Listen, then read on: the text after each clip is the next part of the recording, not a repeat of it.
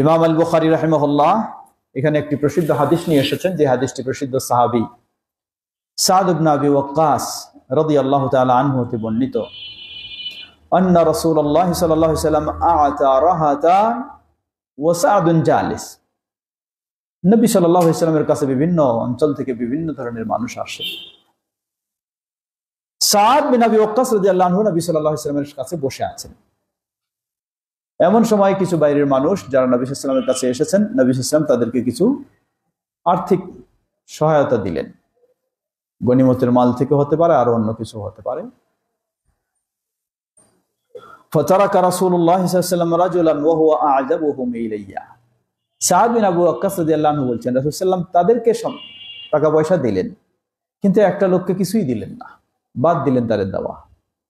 তিনি বলছেন যে অথচ ওয়া হুয়া আ'জাবুহুম ইলাইয়া, আমার কাছে এই লোকটাই সবচেয়ে বেশি ভালো ইমানদার দিনদার মনে হয়, কিন্তু রাসূল সাল্লাল্লাহু আলাইহি ওয়াসাল্লাম তাকেই দিলেন না, আর বাকিদেরকে দিলেন।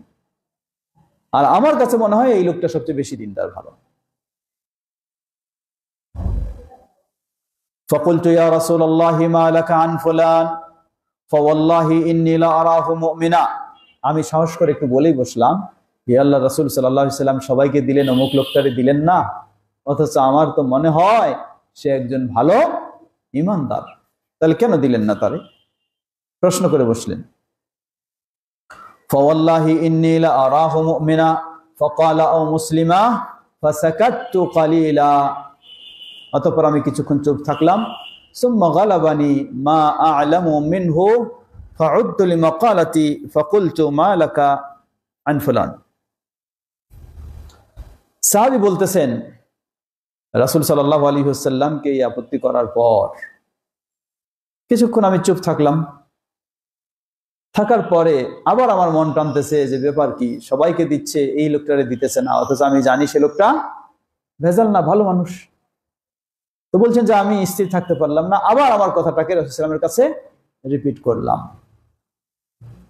ফাকুলতু মা লাকা আন ফুলান, বললাম হে আল্লাহর রাসূল সাল্লাল্লাহু আলাইহি ওয়াসাল্লাম অমুক ব্যক্তিটার কি সমস্যা মনে করছেন, তাকে কিছু দিলেন না। ফাওয়াল্লাহি ইন্নী লা আরাহু মুমিনা, অথচ আল্লাহর কসম করে বলছি আমি তাকেই মুমিন মনে করি।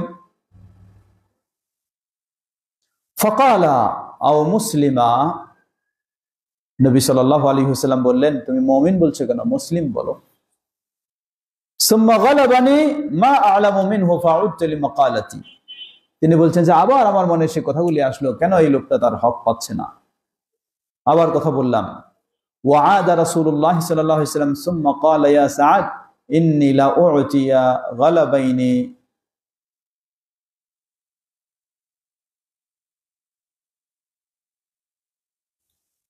ثم غلبني ما أعلم منه فعدت لمقالتي وعاد رسول الله صلى الله عليه وسلم। আমি আবার কথা বললাম, চুপ থাকতে পারলাম না। রাসূল সাল্লাল্লাহু আলাইহি ওয়াসাল্লাম আবার আমাকে সেরকমই জবাব দিলেন। ثم قال يا سعد إني لا أعطي الرجل وغيره أحب إلي منه خشية أن يكبه الله في النار। রাসূল সাল্লাল্লাহু আলাইহি ওয়াসাল্লাম সবাইকে দিলেন, ওই একটা লোককে কিছু দিলেন না, অথচ সাদ রাদিয়াল্লাহু আনহু বলছেন যে সে আমার কাছে মনে হয় অন্য সবারই চেয়ে ভালো, তাহলে তো সে পাওয়ার যোগ্য ছিল, কিন্তু তাকে দিলেন না। রাসূল বারবার প্রশ্ন করার পরও দিলেন না। এখন তিনি রহস্য উল্লেখ করছেন, বলছেন হে সাদ জেনে রাখো, আমি যাকে দিই এর মানে তাকেই আমি খুব ভালো জানি এটা নয়, যাকে দেই তাকেই যে আমি খুব ভালো জানি এটা নয়। সাধারণত বাহ্যিক মানুষ কি মনে করবে, আপনি যাকে দিচ্ছেন বেশি বারে বারে সহযোগিতা দিচ্ছেন, কি মনে হবে আপনি ওই লোকটারে ঠিকই পছন্দ করেন তাই তারে দিচ্ছেন, আর যারা দিচ্ছেন না তারা একটু পছন্দ করেন না। কিন্তু রাসূল সাল্লাল্লাহু আলাইহি ওয়াসাল্লাম বললেন দেখো বিষয়টা অন্য। ইন্নী লা উ'তির রাজুলা ওয়া গায়রুহু আহাব্বু ইলাইয়া মিনহু। আমি অনেক সময় কোনো লোককে কিছু দেই, কিন্তু সে ব্যতীত অন্য যে লোক রয়েছে সেই আবার আমার কাছে বেশি ভালো মানুষ। তাহলে কেন এর দেই? খাশিয়াতান আন ইয়াকুব্বাহু আল্লাহু ফিন নার, এই আশঙ্কায় দেই যে এই লোকটা কিছু যদি সুবিধা না পায় তাহলে মুরতাদ হয়ে যাবে। তাহলে কি হয়ে যাবে? মুরতাদ হয়ে যাবে, ঈমানের উপরে টিকে থাকতে পারবে না, এটাই হলো তার টার্গেট। এই কারণে আল্লাহ আরশে মুরতাদ যদি হয়ে যায়, আল্লাহ চেহারার উপর দিয়ে টেনে হিসেবে তারা জাহান্নামে নিক্ষেপ করবেন। তাই আমি যাদের ইমানের দুর্বলতা দেখতেছি তাকে কি করতেছি, আমি দিচ্ছি।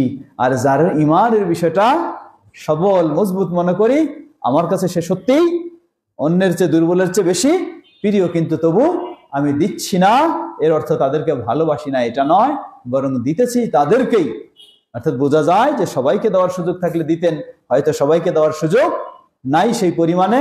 তাই যাদের বিষয়ে আশঙ্কা করছেন কিছু না দিলে তারা মুরতাদ হয়ে যাবে, বেদিন হয়ে যাবে, দিনে থাকবে না, তাদেরকেই আমি এই জন্য প্রাধান্য দিলাম।